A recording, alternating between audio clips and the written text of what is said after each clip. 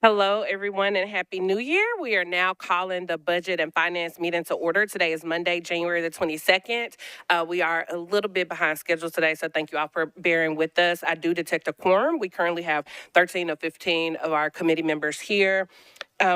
We do want to start off with public comment. We have one public comment. We don't have anyone that signed up for public comment today. So as you all know, anyone from the public can sign up for the public comment hearing prior to our committee meetings, and we did not have anyone to sign up today. I am going to acknowledge John Honeysucker with Metro Water and Scott Potter. They have a very brief update, and you all are recognized. Thank you, Madam Chair. Good afternoon, members of council. I want to give an update about main break activity in the distribution system. In the next 2 to 3 days, we're going to see a peak of main break activity. I sent an update to the council about 30 minutes ago that showed the current status of our main breaks. Right now, we're on 12-hour shifts. Our crews are working 12 and 12, and then we've also brought in contractors to make repairs. My request to y'all is to put out the word to your citizens in your districts to report any indication of a main break, especially on the northwestern corridor, Whites Creek Pike, Clarksville Highway, Jolton. That's where we're having the most difficulty right now pushing water. We're seeing some unusual tank behavior at this time of the day. So we need to identify those breaks and get them corrected. That's kind of where we are. Give an idea of pumpage capacity. We're pushing about 130 million gallons of water a day right now. Normally on a winter's day like this, it's about 85 to 90 million gallons per day. So a lot of that flow, like last night and the previous evenings, where people drip in their faucets, which is a good thing. And we should see that taper off tonight, obviously, and that'll help us recover. But the big thing is to get people to report those main breaks. 862-4600, please. Thank you so much, Director Potter, and thank you for the hard work that your department has done during this time, as well as all of our Metro departments. We know that we had this historic winter activity, and we know it's a lot of hard work, so thank you. We were not going to take up any questions, but I did see Councilmember Johnson, so I do want to recognize her. But since this is not directly related to budget and finance, I'm going to encourage you all that if you do have any questions, to please reach out to the water department directly. We did just want to make sure that for the council members who did not hear this update in public infrastructure meeting today, that they were able to hear it. But Councilmember Johnson, I did see your hand, so I will go ahead and recognize you. Thank you. I appreciate that. I just wanted, I am assuming that lack of water pressure, and if you see water bubbling somewhere that it shouldn't be bubbling, that those are two. Are there any other indications that people should know about it might be a water main break? Those are the two fundamental ones. Unfortunately, the ground is going to be very saturated over the next several days because of the snow melt and the rain we're going to get. So a main break usually is going to be pretty obvious. It'll be kind of coming out of the ground a lot. If you see parts of your yard or a field that looks unusually wet, that's a good indicator. Good indicator is lack of pressure. A abrupt change in pressure is a really good indicator. If you go to your sink one moment and the pressure is like really low, that could be an indicator of an issue. A good thing to do is if you see something weird, just give us a call and we can check it out. That way we get that information. It's better to call us than not at this point.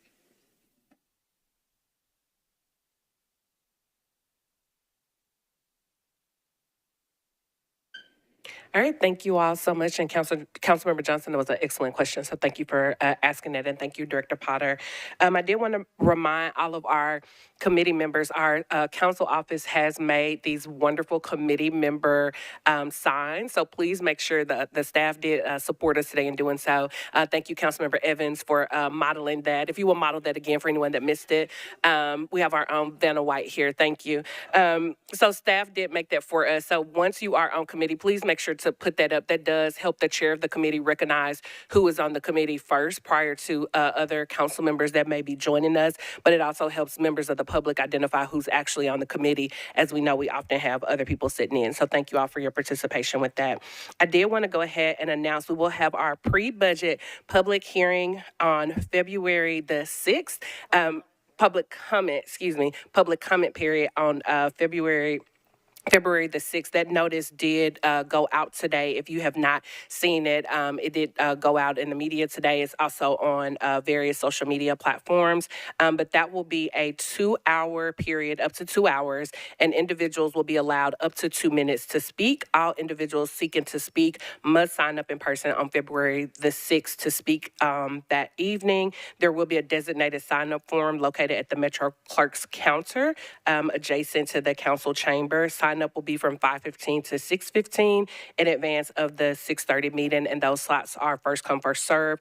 If there are more people to sign up, we will have a wait list so that if there are individuals that don't speak, or if they don't take up their full 2 minutes, we will address the wait list at that time. And just to be clear, this public comment period does not replace our public hearing, which is held every year per the charter, and that will be held on June the 6th. So on June the 6th, obviously people will be able to come out and speak on the budget ordinance at that period in time. But we've done this public comment period so that we can hear from the public prior to us releasing a budget so that we can hear community priorities. I'm also working with our council staff to come up with some additional opportunities for the public to be able to speak and weigh in. So obviously for any members of the public, you can email council members at any point in time and share any feedback that you have on the budget. But this is an opportunity to come in person. June 6th will be an opportunity, and we will have some more opportunities that will be released soon. So thank you all for that. And with that, we will now go ahead and go to the consent agenda. Items to be considered for the consent agenda, we have RS 2024-160, RS 2024-161, RS 2024-162, RS 2024-163, RS 2024-165, RS 2024-166, RS 2024-167, RS 2024-169, RS 2024-170, RS 2024-171, RS 2024-172, RS 2024-173, RS 2024-174, RS 2024-176, RS 2024-177, RS 2024-178, RS 2024-179, RS 2024-180, RS 2024-181, RS 2024-182, RS 2024-184, RS 2024-185, and RS 2024-187. Is there anything that anyone would like to bump off the consent agenda?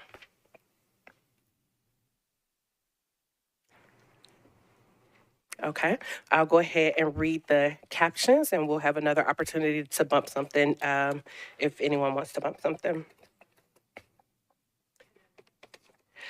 All right, RS 2024-160.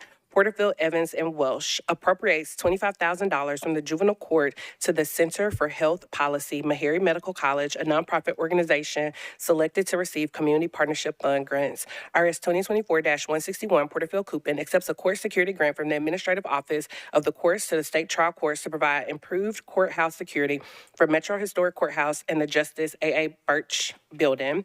RS 2024-162, Porterfield, Evans, and Welsh accepts a grant from the Tennessee Office of Criminal Justice Programs to the Office of the District Attorney to provide partial funding for our 4 specialized victim witness coordinators to work with Spanish-speaking victims and within the Crimes Against Children Unit.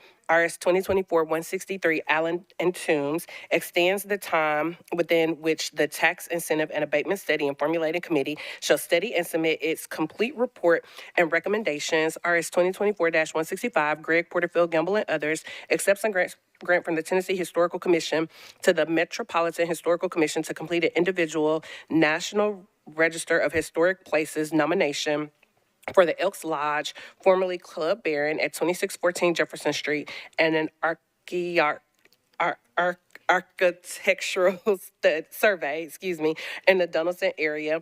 RS 2024-166, Porterfield, Gamble, Allen, and others accepts a grant from the Tennessee Historical Commission to the Metropolitan Historical Commission to provide a comprehensive countywide cemetery preservation plan for Davidson County, Tennessee.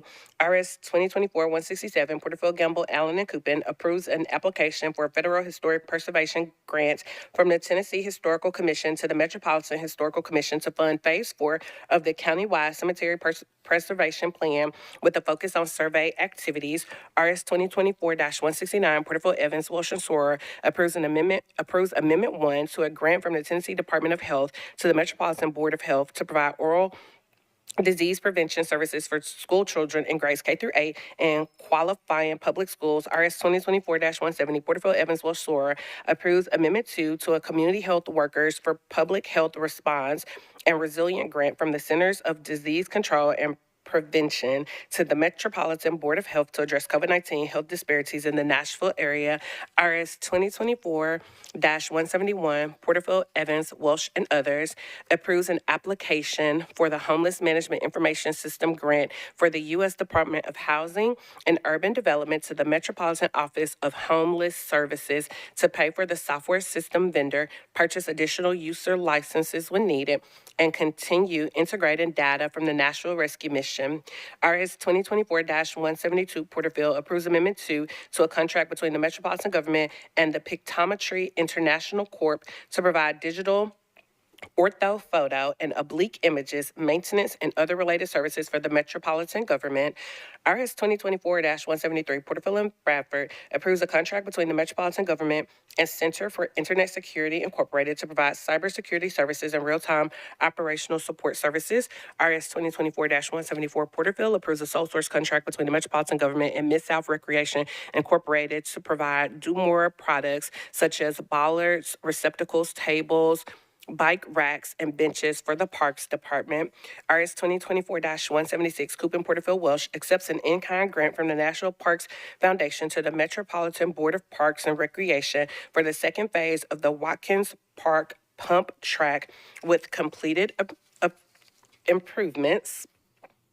RS 2024-177, Coupin, Porterfield approves Amendment 1 to a license agreement between the Metropolitan Board of Parks and Recreation and the Lamar Companies for the use of 180 Athens Drive, Nashville, Tennessee, 37210, parcel number 09311011200.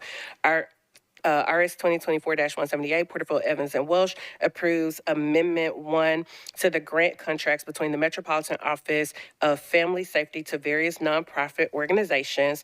RS 2024-179, Porterfield, Evans approves a Homeland Security grant application from the state of Tennessee, Tennessee Emergency Management Agency, to the Metropolitan Office of Emergency Management to fund efforts to prevent, prepare for, protect against, and respond to acts of terrorism.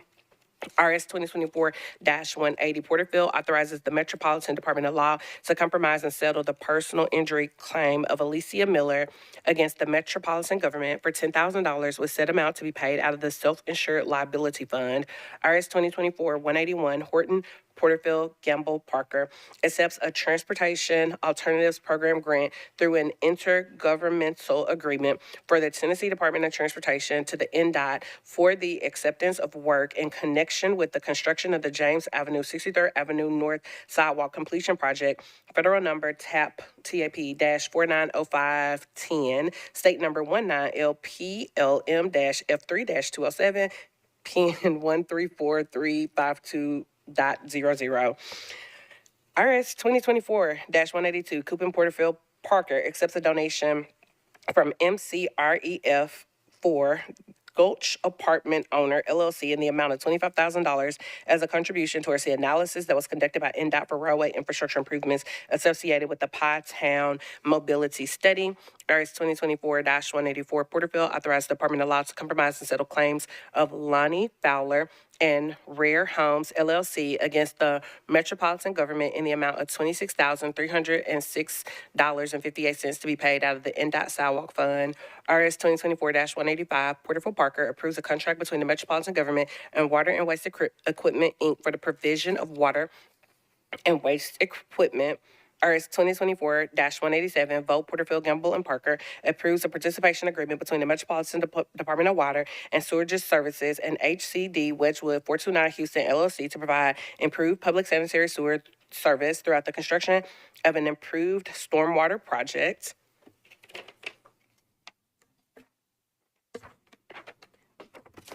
That is everything on the consent agenda. Do we have anyone that wants to bump anything?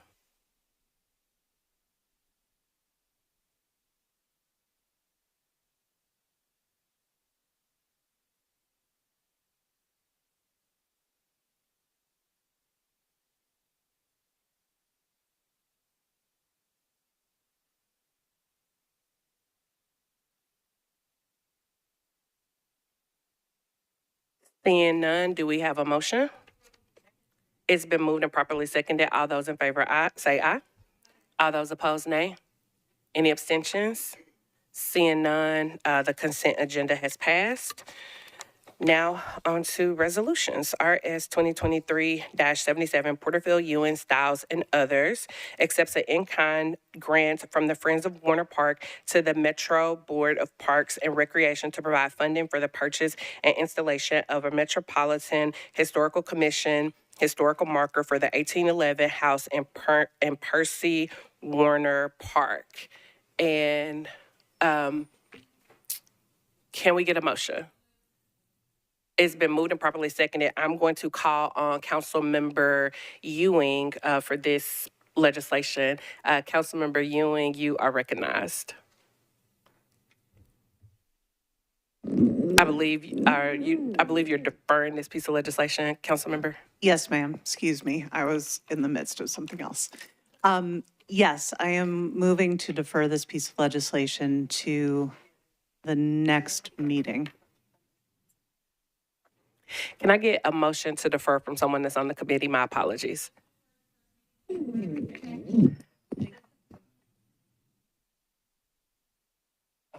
It has been moved and properly seconded. So this deferral will cause us to have an indefinite deferral. So it will come back in 60 days.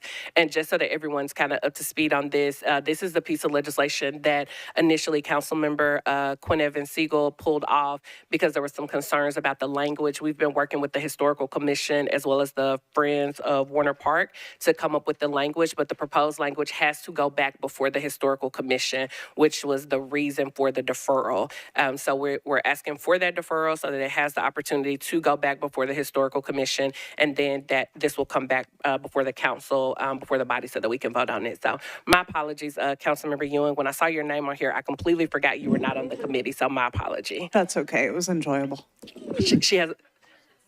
Well, see, I can't see Councilmember Johnson because I see your sign and I can't see behind you. So, all right. So it has been. We did have a motion for a deferral. Is there any additional discussion on this piece of legislation?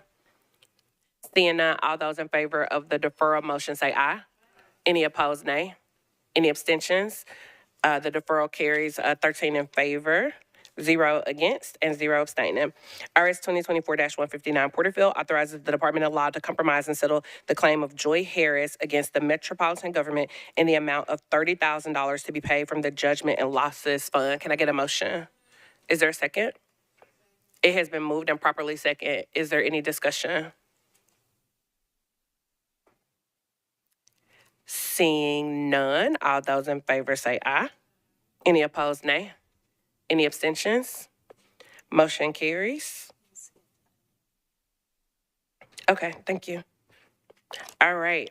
We actually skipped item 1, so bear with me, y'all. We haven't done this since last year, so my apologies. We're going to go back to item 1. RS 2024-158, Porterfield Evans approves Amendment 2 to a sole source contract between the Metropolitan Government and Fuses Incorporated to increase the value of the contract. Can I get a motion? It has been moved and properly seconded. We do have an amendment here for this piece of legislation, and I'm going to call on Councilmember Evans to. I'm going to call out Councilmember Evans. Councilmember, you're recognized. Thank you, Chair. Can I get somebody from the administration who wants to share some details about this particular amendment?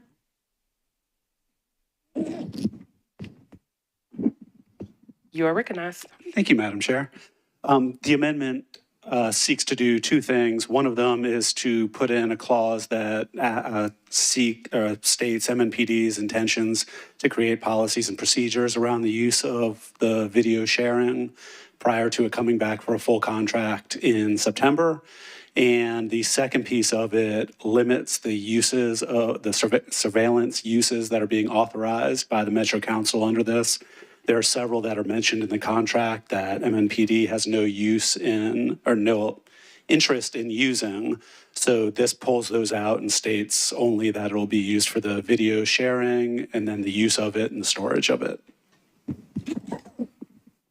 Thank Thank you. you. Thank you so very much. Do you mind, for the record, just introducing yourself? You look very familiar, but if you can introduce yourself. Thank you, Madam Chair. My name is Dave Rosenberg, and I'm the Director of Data and Innovation. Thank you. Councilmember Evans, did you have anything else to add? Thank you, former Councilmember Rosenberg. No, I think I wanted to, well, first of all, I just wanted that official explanation. And I also wanted Director Darby, I know we had conversation about this particular amendment, and I don't want to add it tonight. We want to continue to work on this amendment. And so I didn't know if you had any updates from our earlier conversation. Okay. So Madam Chair, I don't want to add the amendment tonight. It's really just for kind of putting the conversation out there about some direction and seeing, if anybody has questions that they need to discuss about the amendment. Thank you so very much, Councilmember Evans. And just to kind of bring everyone up to speed, we obviously have had lots of questions about fuses from members of the public. And it is my understanding that council members have also been reaching out to MNPD and to the council office regarding these questions. So we have scheduled a meeting with MNPD on February the 5th. So for our committee meeting on February the 5th, we will have a joint meeting with Public Health and Safety, and MNPD will be doing a presentation on fuses to hopefully get all of our questions answered. So with that, it may be advantageous for us to defer this one meeting until we have that meeting so that we can have the information. Councilmember Prepty, you are recognized. Once I find your button, you're recognized.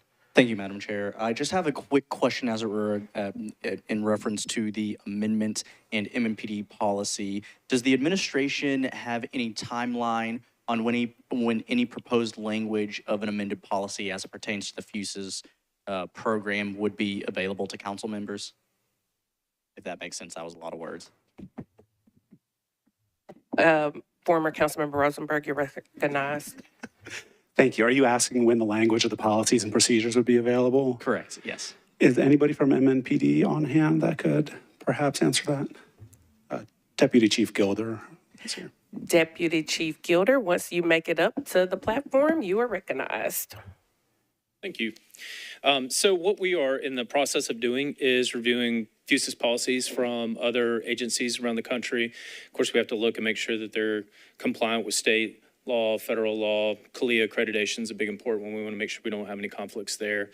So I don't have a specific timeline for you. What I can tell you is that we do have general policies that cover information technology, security, and disposition of law enforcement files. Those things are in place, would cover this as well, do cover this as well. So it limits the usage of that information already. But we understand the desire to craft a more specific policy, and we're happy to do that. But I don't have a specific timeline for you. I certainly can tell you we'll have that done in advance of this coming back and when this current contract would expire in September. Thank you, Madam Chair. Thank you very much, Councilmember Prepty. Councilmember Johnson, you're recognized. Thank you. Do we have, I'm not opposed to the deferral at all. I just wonder because I know that we've already sort of expired in September, correct? Deputy Chief Gilder, what we have currently is currently expired. And so we're extending for the year that is actually not a year anymore, right? So do we have an issue with deferring, or is it going to cause problems? Or are we okay with deferring this, I think, this is just a one reading. So are we okay with that? Deputy Chief Gilder, you're recognized. I'm sorry, I didn't mean to jump the gun. Yes, ma'am, we're okay with the one meeting deferral to get us that, but you're right, we are in a bit of a timeline issue here, but we do not think a one meeting deferral will derail that, so. Okay, so I'd make the motion for the one meeting deferral. Is there a second? It has been moved and properly seconded. Any discussion on the deferral motion? Councilmember Allen, you're recognized. Thank you. Just for clarification, because this is a resolution, which is not typically on public hearing anyway, is there any issue with moving the public hearing and notification and anything, or it'll still just be on public hearing at the next meeting? I will allow Director Darby to answer that. Unlike some zoning matters, there's no specific time frame for the notice here. So the notice in the agenda is the public notice for the public hearing.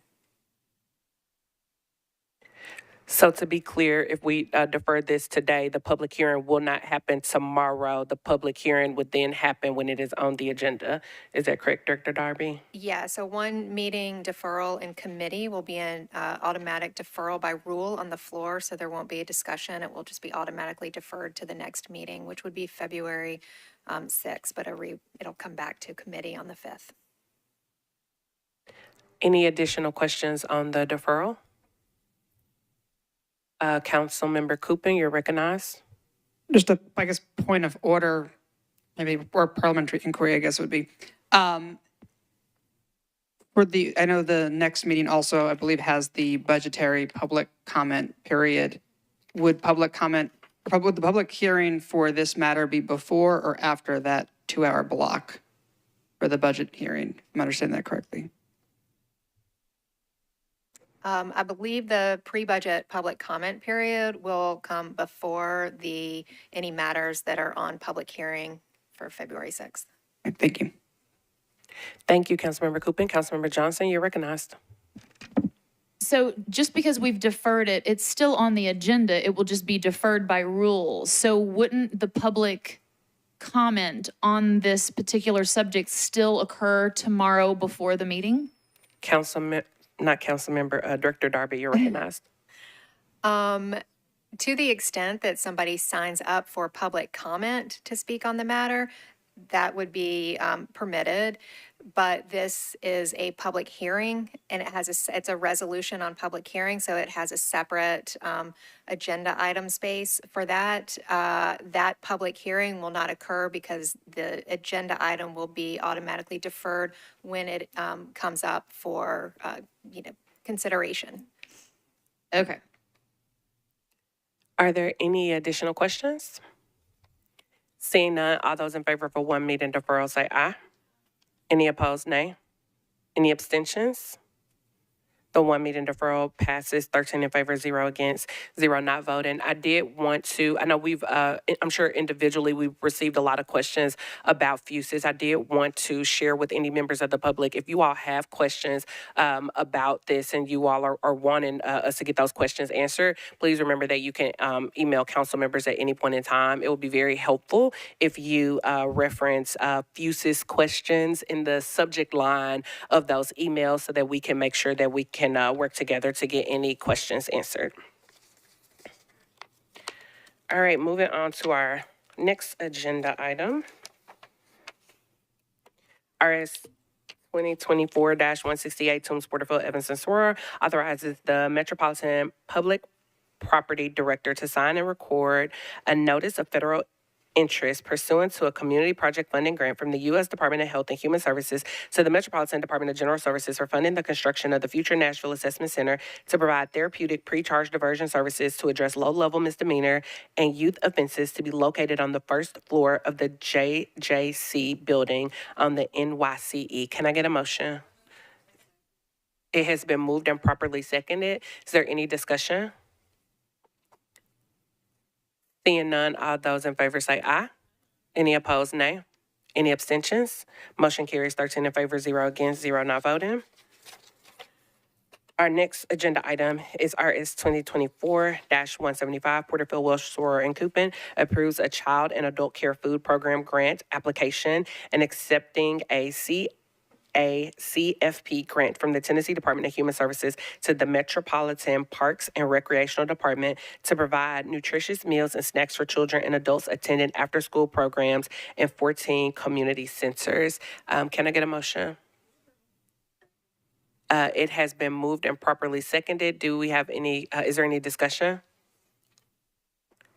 Seeing none, all those in favor say aye. Any opposed, nay? Any abstentions? Motion carries 13 in favor, 0 against, 0 not voting.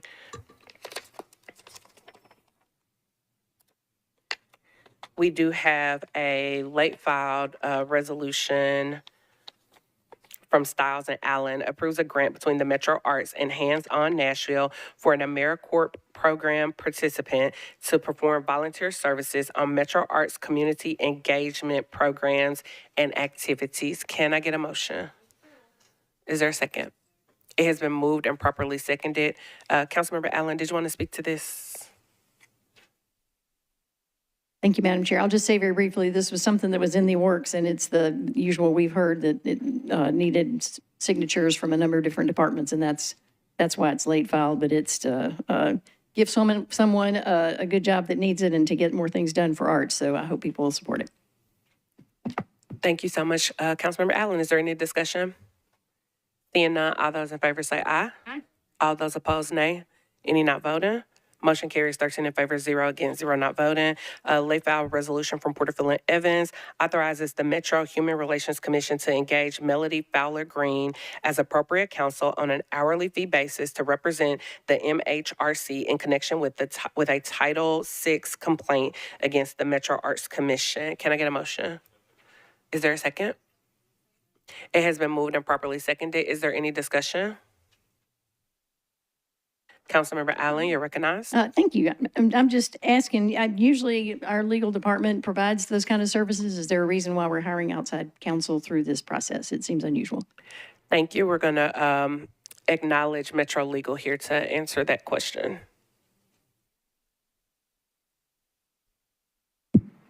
Oh, hello. There's a provision in the code that says that when the HRC is handling a complaint against Metro itself, there is a provision that allows HRC to ask for outside counsel, and the Director of Law agreed that was appropriate in this case. And could you introduce yourself for the public? Yes, certainly. I'm Laura Fox from Metro Legal. Thank you. Any additional questions? Councilmember Allen, did they address your question? All right, seeing no additional questions, all those in favor say aye. All those opposed, nay. Any not voting? Motion carries 13 in favor, 0 against, 0 not voting. Bills on second reading, Bill 2023-139, Porterfield, Walsh, Gadd, and others approves a contract between the Mayor's Office and the United Way of Middle Tennessee to provide financial counseling and other financial education activities to low-income residents in accordance with the Financial Empowerment Center program model. Can I get a motion? It has been moved and properly seconded. Is there any discussion? Seeing none, all those in favor say aye. All those opposed, nay. Anyone not voting? Motion carries 13 in favor, 0 against, 0 not voting. Bill 2023-140, vote Porterfield and Gamble, approves a lease agreement between the Metropolitan Board of Education and Lead Public Schools Incorporated, doing business as Cameron College Prep Nonprofit LLC. Can I get a motion? It has been moved and properly seconded. Is there any discussion? Seeing none, all those in favor say aye. All those opposed, no. Chair votes no. Are there any abstentions? Seeing none, motion carries 12 in favor, 1 against, 0 none voting.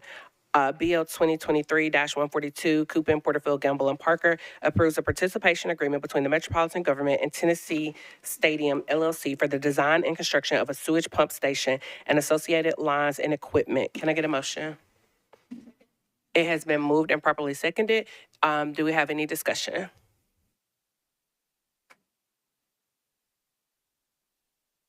No questions? Okay.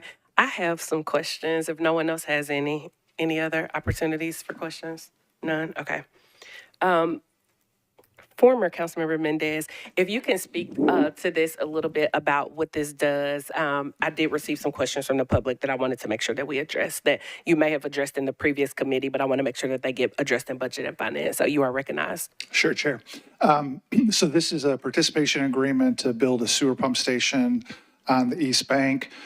For context, the only current sewer pumping capacity on the East Bank is inside Nissan Stadium. So once a new stadium is built and the old one torn down, without doing something else, there would be no sewer pumping capacity on the East Bank. The Titans, left to their own devices, would put a new sewer pump station inside the new stadium, but that wouldn't help Metro for what it needs to do to handle the rest of the development we plan on putting on Metro-owned land on the East Bank. So we're combining the two efforts and sharing the cost. A great deal of effort went into figuring out what percent of the capacity of the new pump station would be used by the stadium, and that came out to 20%. So the Titans are paying 20% of the overall cost, $6.5 million. Metro is paying the other 26 million or so, for a total of 32.5 in total. And the Titans will pay their money first, Metro will pay their money second. Metro Water will do that. And there's a companion piece of legislation to allow Metro to recoup its cost over time from other users in the area.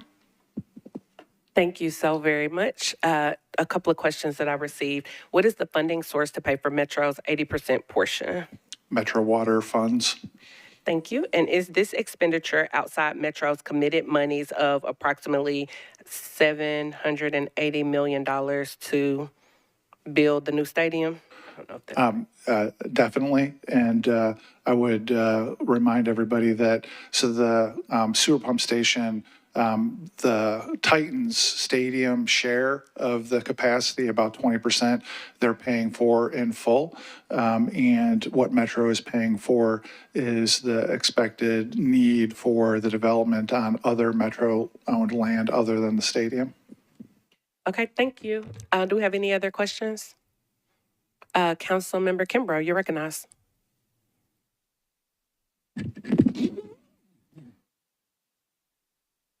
Directed to you. My question is this. So would this have been a need if the new Titan Stadium was had not been approved and being built? Would this still be something that we would be needing to do, Metro? I would direct that to the administration. Sure. If there wasn't a new stadium, then there wouldn't be any other new development on the East Bank, and the existing sewer pump station inside the existing football stadium, Nissan Stadium, would continue to be in place. Once the current stadium gets torn down, then there's no sewer pumping capacity on the East Bank at all. And for Metro's development on Metro's own land, not the stadium, if we want to put an apartment building or a hotel or retail or anything on the other Metro-owned land, we have to install sewer pumping capacity for that. But this kind of speeds it up, or makes it a necessity now. It is absolutely true, the fact that the new football stadium is going to be built. Something needs to happen. And again, if Metro was going to leave it parking lots in the surrounding area, the Titans would have it covered by just putting another smaller sewer pump station in the new football stadium, and they wouldn't need anything from us. It is because Metro, through votes last year, has committed to build and develop the acreage around the football stadium, that there's a need to install the sewer pump capacity. So, because I wasn't here then, and I don't know. So they're, in passing the new Titan Stadium deal, will there be other little things to come up that we're gonna have to pay for in addition to whatever we did with the Titans? But like this popped up that we need to do now. And I know you don't have you can't read the future, but just based on your knowledge and what you do know and having been a council person before, are there going to be some other things to pop up as well? I would say other little things and other big things. But what I would ask people to keep in mind is, from the Titans' perspective,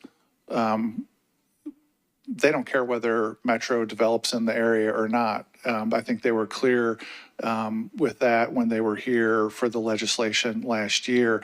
If Metro wants to have development on the other Metro-owned land, currently there's no water, sewer, electricity, roads, cable.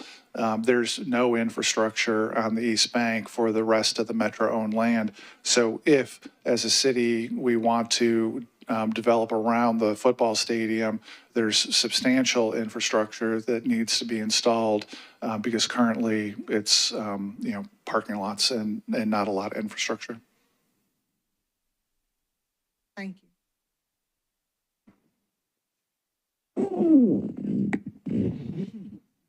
Councilmember Harrell, you're recognized.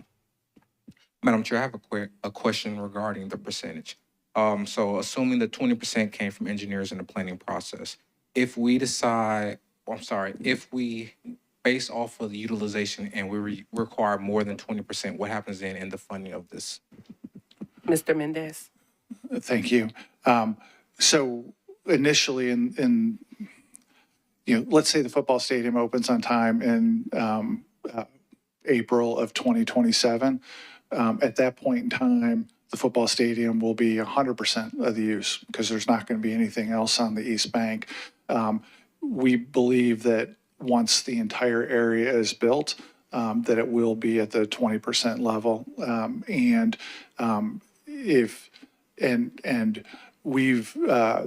water department could describe it in more detail, but a lot of engineering work went into getting to that 20% number. And we're agreeing now that that's what we think it'll be. And I see Director Potter might be able to say something more intelligent than that. Director Potter, you're recognized. Thank you. Mr. Mendez, you're doing a spectacular job. We need to come have you work with us a lot more, I think. We're getting a brand new pump station out of this. This is great for Metro Water Services. Over time, we're going to have all cost recovery. So from our perspective, we're getting a really good deal. And like Mr. Mendez said, you're going from 100% exclusive use by the Titans, and you'll have a line to connect. It goes from 100 to 20. And over time, that's going to benefit us as you go along that timeline, because we'll have the brand new pump station and we'll have the ability to expand if we need to. But from our perspective, this is the best deal ever. And we've had like precedents on this in the southeastern part of the county on a water project, but it doesn't get better than this. And we feel really good about our calculations. Our chief engineer worked these numbers really, really hard, and we made a lot of comparisons to real world data, especially the Raiders Stadium. We feel really good about this. This is a great deal for the city of Nashville. Thank you, Director Potter. Councilmember Harrell, did you have any additional questions? Okay, thank you. Councilmember Cooper, you're recognized. Thank you, Chair, for recognizing me, even though I'm not on the committee. Can the administration speak to the pump station's capacity to handle additional usage outside of the East Bank? As in, is this pump station something that can handle developments beyond the East Bank area? No, there's a geographic area that this will cover that's described in a map that's attached to the next piece of legislation, BL 2024-143. And that'll show you the geographic area. And of note, this isn't even going to be the only sewer pump station on the East Bank. Near the Oracle campus, there will need to be a sewer pump station as well, where, again, this is the path we're on, the path that's laid out in Imagine East Bank, approved a couple of years ago, is substantial, high-density city building on the underdeveloped East Bank. And one of the things we need is the sewer pumping capacity. So we anticipate that at some point in the future, there would be a need for another one, just because we're going from essentially no use and no capacity to substantial urban dense areas. Thank you. Councilmember Cooper, do you have an additional question? Councilmember Kimbrough, you're recognized. Just one. I just want to ask, because I didn't follow this stuff back then. But so Imagine East Bank predates the whole Titan thing? Is that what? Yes, ma'am. Okay, all right. Yeah, and just to fill in that blank a little bit, the planning department ran what I think even critics would say was a major community engagement effort. I think I'm going to get the years wrong, but it was basically 2 years where it was thousands of interactions, face-to-face, different settings. And the Imagine East Bank planning document is, I don't know, it's about an inch thick. And the consensus from that substantial community engagement process was a vision for the East Bank. And planning was clear with the council at the time that their job is planning. Their job is to lay out a vision. And if the city was going to accomplish everything that was in the vision, I think it's a multiple decades process. And the starting point is this, where we're at now, starting to install infrastructure that would accommodate that growth. Councilmember Kimbrough, you have any additional questions? No, thank you. Chair, can I didn't actually answer a question. Imagine East Bank was approved by the Planning Commission in about October, November of 22, and the stadium financing was the next spring in April of 23. Are there any additional questions? Seeing none, all those in favor say aye. All those opposed, nay. Any abstentions? Motion carries, 13 in favor, 0 against, 0 not voting. BL 2023-143, Coupon Porterfield and Parker establishes a Central East Bank redevelopment area and authorizing the recovery of costs incurred in constructing sewer pumping and conveyance facilities necessary to serve the redevelopment area through a sewage infrastructure cost recovery charge applicable to properties within said area. Can I get a motion? It has been properly moved and seconded. Is there any discussion? Seeing none, all those in favor say aye. All those opposed, nay. Any not voting? Those are some weak ayes, y'all. So I'm assuming that everybody, I'm assuming that motion carries 13 in favor, 0 against, and 0 not voting. And with that, we are adjourned. Thank you all so much.